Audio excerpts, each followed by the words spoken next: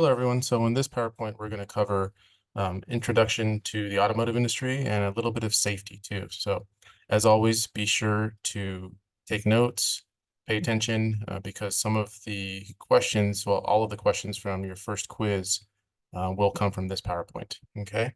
Again, be sure to check online, check on Canvas of all the quizzes that are due and all the assignments that are due, okay? So let's get started. So first thing first, the majority of students that go into automotive, they usually find employment at dealerships. I know, people that want to take this class are usually interested in working on cars. And that is probably the biggest employer of automotive technicians are new car dealerships. So we're going to zoom in a little bit. So if we look at this first slide here, we can see that the overall dealership is pretty large. You can have a body shop, you have a parts manager, you have a new car and used car managers. But for us, we really concentrate on the service area, obviously, because that's what we're into. Okay, if we zoom in a little bit, so we have our service manager, our shop foreman, service tech. The majority of us are going to start at that service tech position. I myself was a service technician for, think it was around 6, 7 years, something like that, before I got into education. So it was a good field to get into. You learn a lot. The good thing about being a service technician, though, is you do have to stay up to date with your training and with technology. So as you know, cars evolve a lot, and you as a technician are going to have to stay up to date with that. So just be prepared if you're going to be in this industry for a long time. You will constantly have to go to school. Okay. Some of these slides, just so you guys know, we will move over kind of quickly because this PowerPoint is available to you online through Canvas, and you can go back anytime you want and look through the slide at a slower pace. Okay, so some of the work sites that are available to you, obviously new car dealers is a biggest one, but there are independent service facilities. So if you don't want to work on one make of car, like say you don't want to work for just BMW or just Ford or just Honda, you can work for independent shops, and independent shops do work on a lot of different cars. So you got to know you're more broad in what you have to know. Okay. The mass merchandiser is something like a Walmart, Walmart services vehicles, something like that.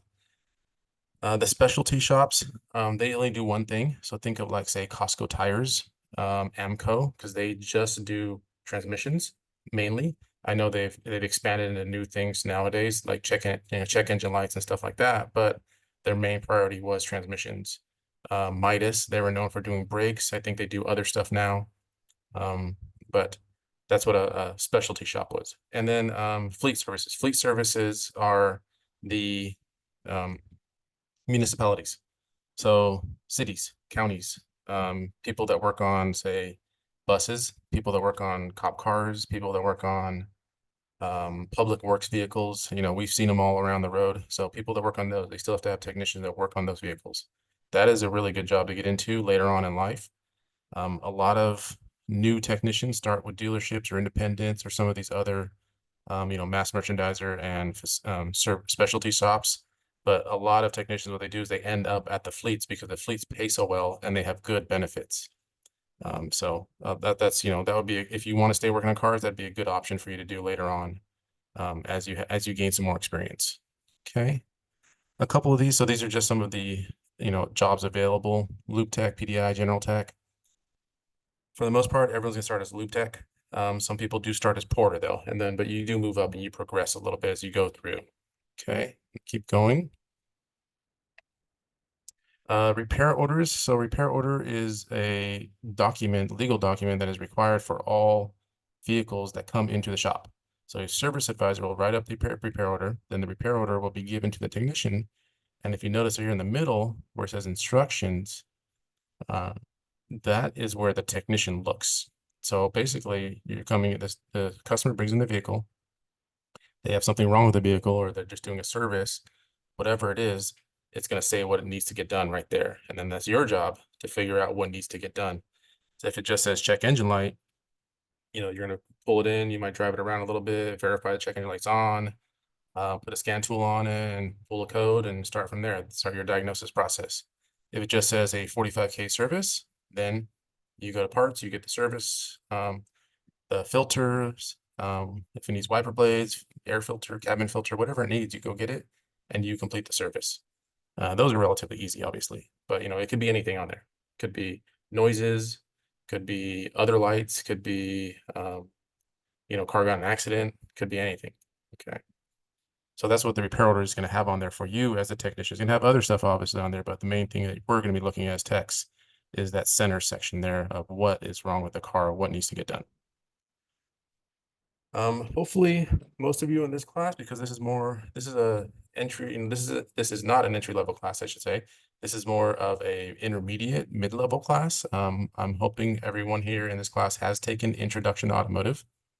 If you haven't, I strongly suggest you do that. Because in the Introduction to Automotive, you do cover these different drivetrains. Okay, so there's all-wheel drive, front-wheel drive, rear-wheel drive. There's also another one. I'm not gonna go over all of them in detail here because again, this is covered in Introduction. Four-wheel drive is the other one. So there's four. Okay. And four-wheel drive just means that you can change it from two-wheel drive, rear-wheel drive into four-wheel drive, either high or low. That's what those four up arrow mean or four down arrow mean. This is only on trucks, to be honest with you. This is not like on a Subaru. A Subaru is all-wheel drive because you cannot turn it off. It's just always on. A four-wheel drive is on a truck. Think of like a Ford F-150. In a Ford F-150, you can take it out of two-wheel drive rear and put it into four-wheel drive. Okay, on a Subaru, you can't do that. So those are the differences. Okay. Again, the chassis system is covered in Introduction to Automotive. We're going to skip a couple of these here. The one thing that just so you that I do want you to know so you can identify is the pillars. So A pillar, B pillar, C pillar, and D pillar. A is at the front, B is right in the middle where the driver's door closes, and then C, if you have a four-door vehicle, you have C and D if you have a SUV as well, okay? But you can see from the picture here, we have A, B, and C. Okay, just know where they're at. I'm gonna skip through a couple of these. Some of these are just reading material. As a technician, you should have a resume. I hope everyone does have a resume. The other thing everyone should have is a good driving record. You cannot get hired unless if you do not have a good driving record. You have to be able to drive cars and you have to be able to be insured by the company that is hiring you to be able to drive the vehicles. In order to do that, you have to have a good driving record, meaning no DUIs, no tickets, no points, nothing like that. The other thing that you have to have that's not listed here is you have to be able to pass a drug test, okay? And you have to be able to pass a background check. So if you do have a criminal record, unfortunately, most automotive shops, especially new car dealerships, will not hire you. That's just how it is, We don't make the rules. We know people make mistakes and it happens and, people learn from their mistakes, but if you give it some time, if you're, just getting into this, and maybe you may have something on your record from like say 5 to 10 years ago, then you have a good chance of, like explaining and talking to them and seeing what's going on. And, you might have a better chance. If it's something that just happened, yeah, I'll be honest with you, that's probably not going to happen. Okay. As far as getting hired at a dealership. Okay. We'll skip a couple of these. So resume, make sure you have a good resume. Excuse me, you can always go to our resources on campus and have assistance with writing a good resume. Okay, there's a lot of online resources too. Cover letter is always good, not necessary to have, but you can write a cover letter. Just shows your intent and what you want to do. Some of this stuff again we're gonna skip through because some of this you can read. Oh, one thing I do want to mention. So I put this slide up here because people do not have good emails. Me as an instructor, I've noticed this. Students will send me an email and it comes from some random email that doesn't say their name, has some weird things in there. There's some like email they created in middle school or something, and they sent it to me. We as professionals should never do that. So I want to make sure that everyone has a proper email. So as you can see, the first 5 here are not good emails. They're cool with your friends back and forth, but it's not good to send to an instructor, not good to send to a possible employer. You can use something like the one down at the bottom. That is not my exact email, but my email is something similar to that. My work email is the opposite, where it flips, puts my first name first and my first name second. Okay, so either way, but make sure you have a good professional email. Okay. Some of this stuff, again, work orders, uh, documentations, talking to customers. A lot of these, what they call are soft skills. So make sure, if you're not aware what soft skills are, make sure you kind of learn about them, understand them. Um, Make sure you're personable. Make sure you know how to talk to people. So just stuff like that. A lot of this is common sense, but it has to be said. I'm gonna skip some of these things right here too. Again, so last this slide here, warranty versus customer pay. So warranty is when the manufacturer pays for it. So if your car is still under warranty, most cars have a warranty of 3 years or 36. Some have 4 years, 50,000. Some have 880. I think Kia and Hyundai have like 10 years, 100,000 mile warranty, which is great. So those warranties, meaning that if the car breaks down within that period or within that time period or mileage, you can take it to the dealership and they will fix it for free to you as the customer. However, someone has to pay for it, and the people that are paying for it is the manufacturer. So if you have a Kia and you take it to a Kia dealership and Kia fixes it for you, the dealership doesn't pay for it, but Kia themselves, they pay for it. They pay the dealership, and the dealership pays the technician, and it's free to the customer. That's under warranty. Under customer pay, that's a little more self-explanatory. But customer pay is when the customer pays for it. Real simple. My car is out of warranty. It has 100,000 miles on it, and the left front ball joint went bad. I got to take it into a technician, to a shop. They charge me, $300 to fix it. I pay them out of my pocket, and that's how they get paid. And the manufacturer's not involved, just between you, the customer, and the shop. And if you're the technician working on it, you get paid by the shop. Okay, that's a lot more simple to understand. Okay, three C's. The three C's are, make sure you write these down.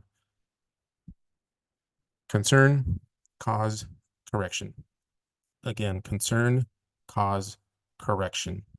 Okay, concern is what is wrong with the car. The concern is going to come from the customer or the person bringing the car in.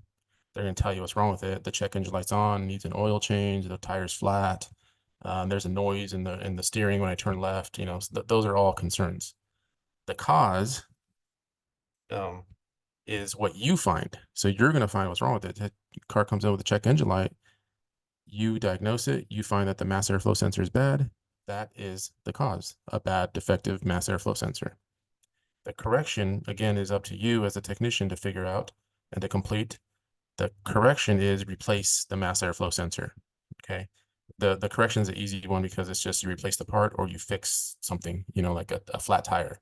You unmount the tire from the wheel, fix the flat tire, put a patch on it, remount it, rebalance it, put it back on the car, test drive it, everything's good. That's the correction.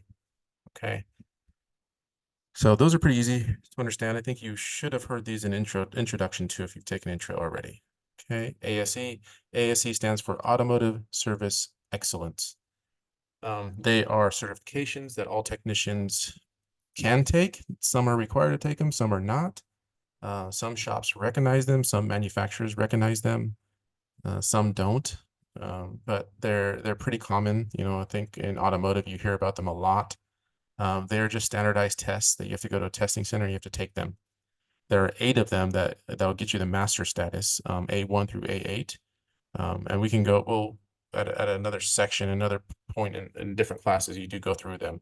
In introduction automotive, you go through them as well individually. Okay.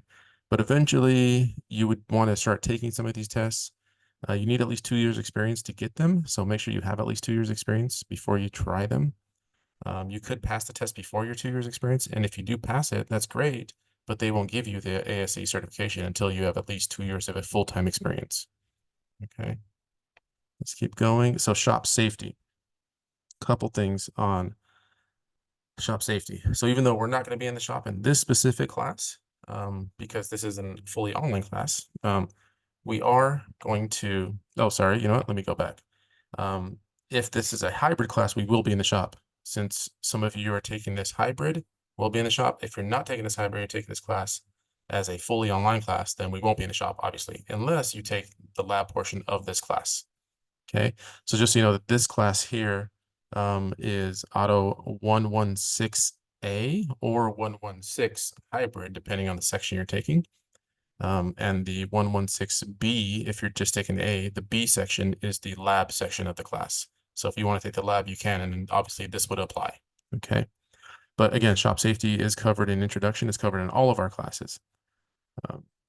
So obviously this person here, there's something wrong with the picture there, I think, or something wrong that he's doing, I should say. See that piece of wood there? We really don't want to use that. This truck is a lifted truck. Unfortunately, there's really no safe way to lift a lifted truck off the ground like this. We would put it on a hoist, on a actual car lift, where we can swing arms underneath it and lift it up from underneath, as like in a shop. Okay.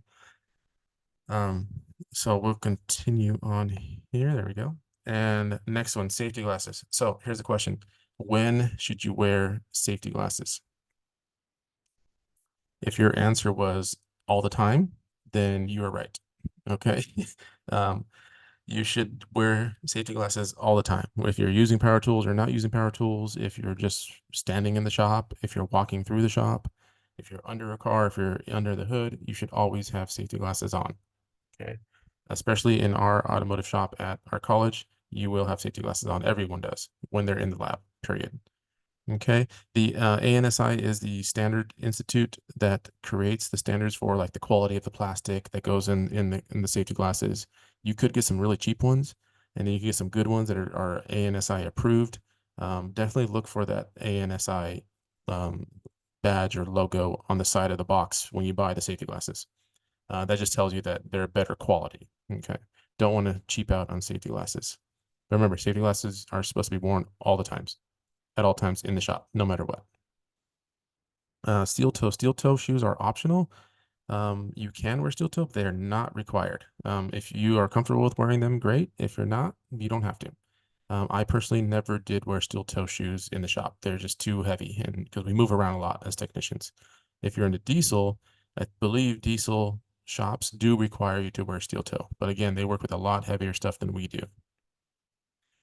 The bump cap. I don't see too many people wearing this, but I have heard and seen of some lube, like lube oil change facilities, so to say, kind of like a Valvoline or Jiffy Lube, have that available to some of their employees. And I know that some of their employees have worn those, but they are in a pit, I'm changing oil from underneath the car as you drive over. Um, so that might be useful in that situation. As a dealership technician, which I was, I didn't wear one at all. I didn't need one, to be honest with you.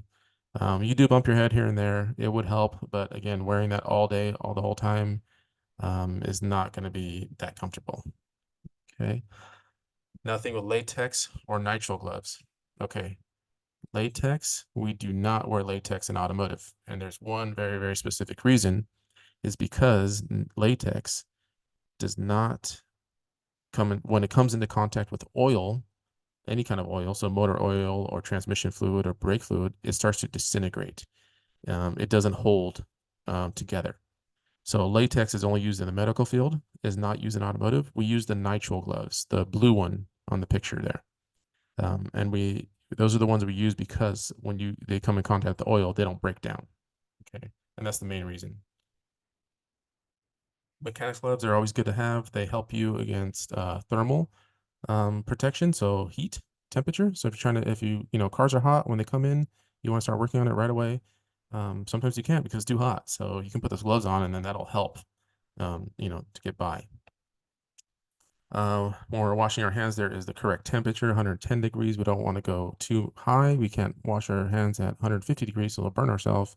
And we can't wash our hands at 75 degrees because it's just not going to do anything. It's just cold water.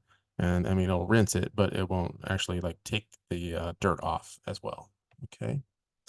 Proper lifting. So I hope everyone knows how to lift already at this point, but if you don't, we do not bend at the back, at the lower back. Okay. We lift with our legs.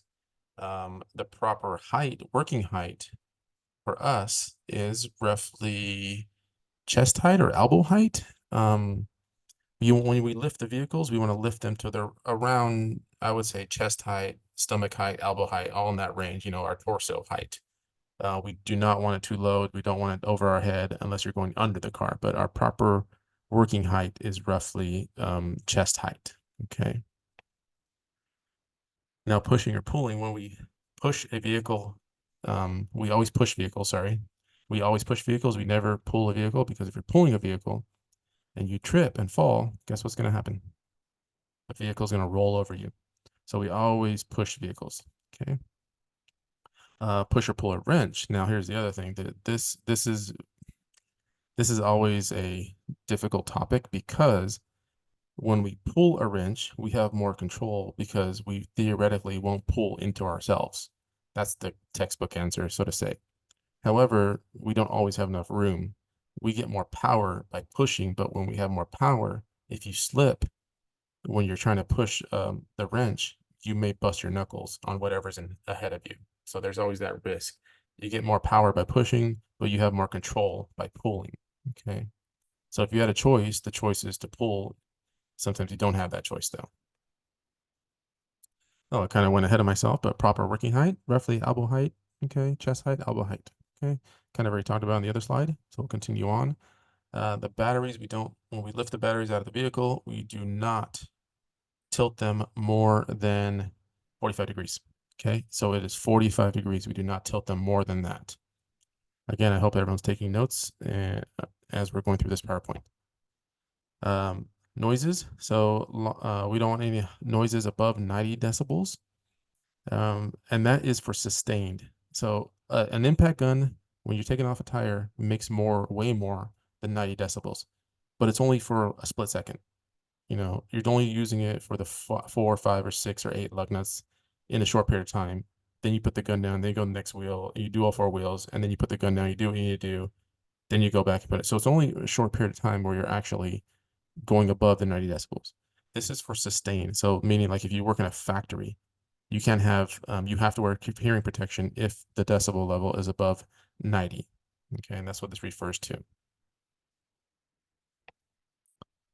Jewelry. So when we are working on vehicles, we take all jewelry off. So I never wear rings. I wear a Fitbit, but I don't wear like a full-on watch that's metal. I don't wear a necklace, nothing like that. No chains, nothing like that. Because for us, when we work in automotive, one, it can get caught on things, but also two, gold, silver, platinum, those are all very, very good conductors of electricity. So we could get electrocuted if you have those, those materials on you, and you accidentally, say, touch the battery or touch something that's electrically controlled, that's exposed. Okay. So we don't wear any of that stuff in automotive. We take all that stuff off for those reasons. Exhaust. So the exhaust smoke that comes out of the tailpipe, there are 5 exhaust gases that come out of the tailpipe of all vehicles. The one that is poisonous, to answer this question here, is carbon monoxide. That's carbon monoxide. CO. Okay, not CO2. CO2 is carbon dioxide. That also comes out of the tailpipe, but that is not poisonous to us. Okay. Hydrocarbons and oxides of nitrogen also come out of the tailpipe, and those are mixed together with sunlight to create smog. So that's how we get smog. Okay. So we do work with shop rags in the shop, and those rags sometimes get oily. Now we have to put the oily rags in these metal containers, because if we don't, they could, obviously they're going to create a mess, but since they're full of oil, they are flammable. So any spark can light those rags on fire. So we can put them in these containers. These containers will keep them from lighting up. Okay, because there's no oxygen in there. Once they close the lid, there's very little oxygen, and they won't light up no matter what, through spontaneous combustion or with a flame or anything like that, because these are metal containers, and these are located in all automotive shops. Okay, and they are specifically for the shop rags. You throw all dirty shop rags in there. Okay, we don't do any sandblasting in here, so I'm not really going to go over abrasives, but if you did, there's different types of abrasives that you can purchase. And luckily, we don't do sandblasting in automotive mechanical. They do that more in auto body. Okay. Air pressure. So when we're dealing with air pressure, that means air pressure for cleaning specifically. Shop air, if you go in the shop air, most shops compressed air pressure is about, I would say, 100 to 120. Okay. But we do not use 100 to 120 for cleaning. What we do use for cleaning is 30 psi. Okay, 30 psi is used for cleaning, um, and that should be only used for all air nozzles. So, like an air nozzle is where what I mean by cleaning is you use the air to, say, blow dust off the ground or use it to dry a part off or something like that. And that has to be at 30 psi. If it's higher than that, it's not allowed, not OSHA approved. Okay. So 30 psi is that number for using it with a nozzle for cleaning. And then we have our fire extinguishers, the PASS, sorry, that's what it stands for. Pull the pin, aim at the base, squeeze, trigger, and sweep. And that is for fire extinguishers. Hopefully, we won't have to run into that into any automotive shop. But if we do, there are fire extinguishers everywhere. And they are there for one specific reason. I think everyone knows what that reason is. Okay, so now we have our classes. So if you notice, let me call your attention to B. So B here, where it says liquids, oil, gasoline, kerosene, paint, cooking oils. If those things are on fire, if you have an oil, like a cooking oil fire in your kitchen, do we ever put water on it? The correct answer is no, we do not put water on it. We cover it with another pan. We throw baking soda on it because we try to get the oxygen out of it. We don't put water on it because what water does is it spreads it. It takes the oils and mixes with the water, which is still on fire, and spreads it all over the place. So for any of those liquids, we never use water. That's why we use the fire extinguishers. The fire extinguishers take the oxygen out of the air. Okay. I noticed that B is really for the liquids, if you can tell, and then A is for the paper, trash, stuff like that, more like hard components. And then you have your electrical stuff down on C. Luckily, most fire extinguishers are A, B, and C approved, all of them, so they're on all-in-one. So you just grab the fire extinguisher and use it on whatever kind of fire you have. Okay.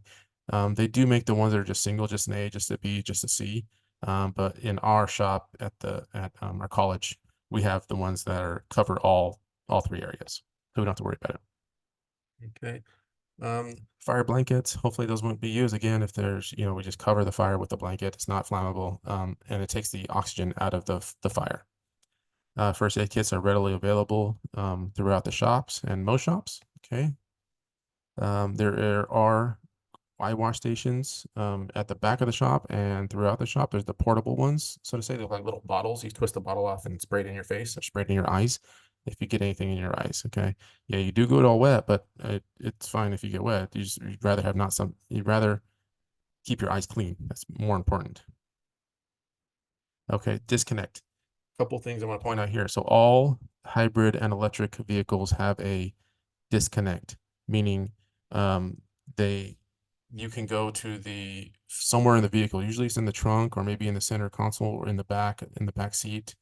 And you can pull this connector. As you can see, it's orange. When you pull that connector, what that does is that kills power to the vehicle.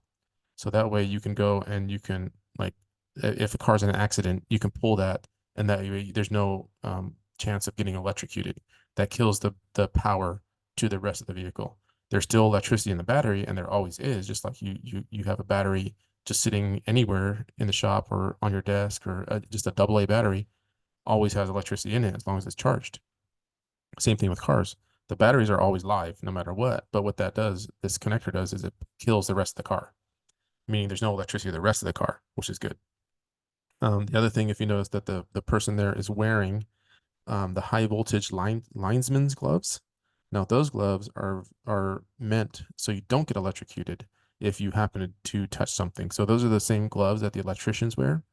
Now in automotive, we have started wearing those within the past, say, 15 years, since electric vehicles have come out and hybrid vehicles have become way more popular. So because hybrid electric vehicles, we now have to have a set of those in our toolbox.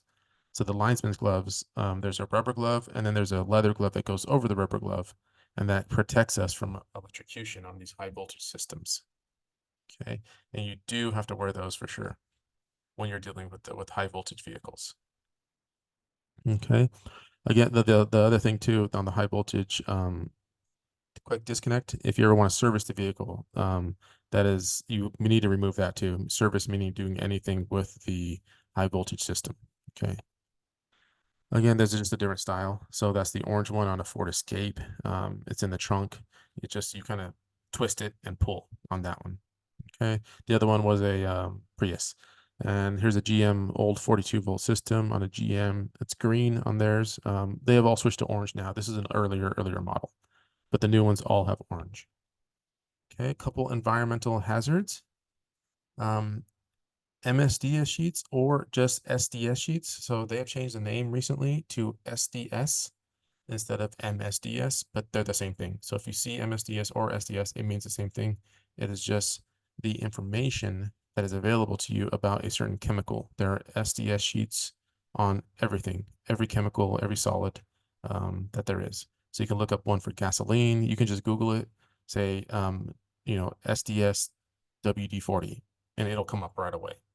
And those SDS sheets, they have information in there that relates to like flash point, when it lights on fire, freezing point, boiling point. But most importantly, if if you happen to either ingest the chemical or you get in your eyes or you get on your skin, it has the procedures on how to remedy that. Sometimes, you drink water. If you ingest a certain chemical, sometimes it's good to drink water. Sometimes it's not good to drink anything. Sometimes it's actually recommended to induce vomiting.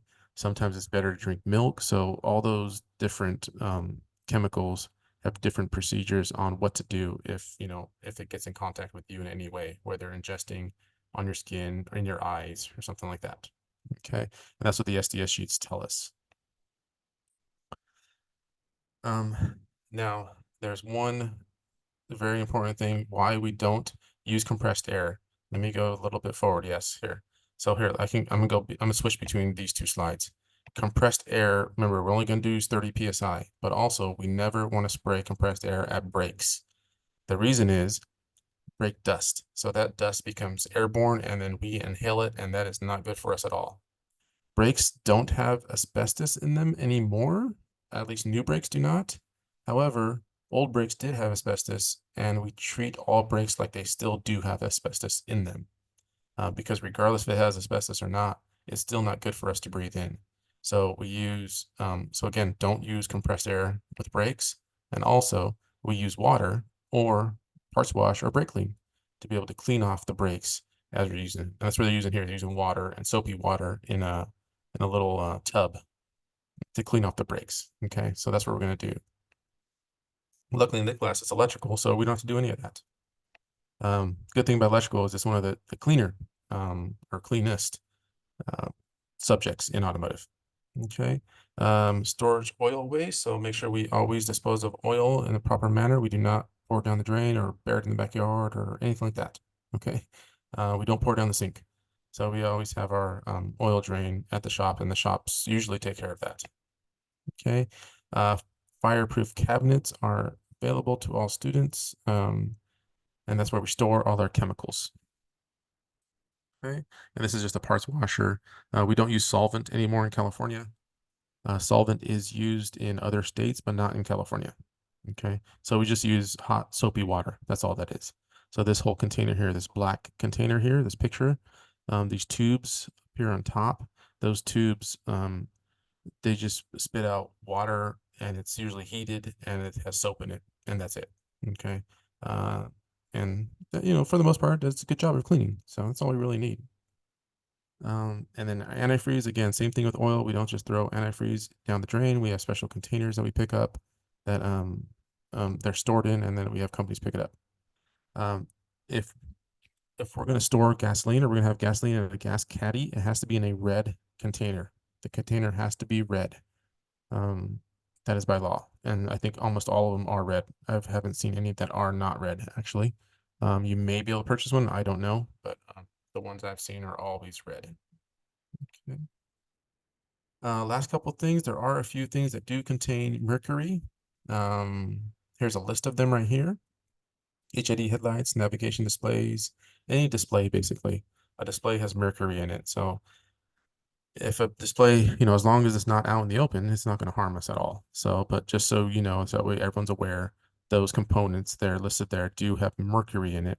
Mercury is not good for us, and it's terrible for us to ingest. or to, be around it. So we are not around it in when it's in the display, only when it's cracked and outside, but that rarely ever happens.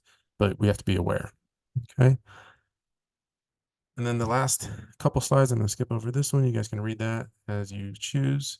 And the last one, Environmental Protection Agency, they're the ones that, along with OSHA, they're the ones that come up with all of these regulations for us to follow. Okay. And most of it is just trying to protect us and protect the environment as well. A lot of this stuff, as long as we are careful and working with it, in a respectful manner, everything is fine. We don't cause problems. In automotive, we try to stay as clean and as ethical as possible. Okay, we don't want to be dumping things down the drains and stuff like that. Okay, so hopefully you've enjoyed this first lecture, this first PowerPoint, and we will see you in the next one.